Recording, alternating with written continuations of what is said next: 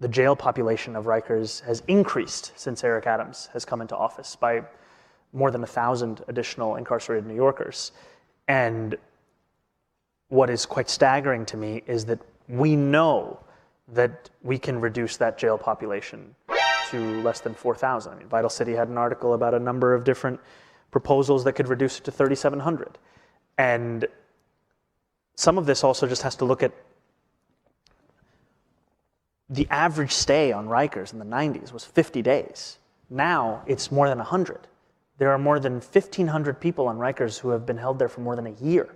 So I do think many of the reforms that have to be made are also reforms around the court system and ensuring that people are actually having speedy trials. But I also think other reforms, we often talk about the revolving door and how do we actually address and deal with the revolving door.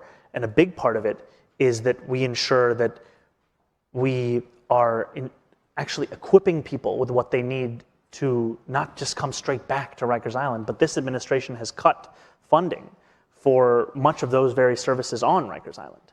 And so I think that this is part of my frustration where, we have had a mayor who has made it effectively impossible to follow the law of closing Rikers by 2027.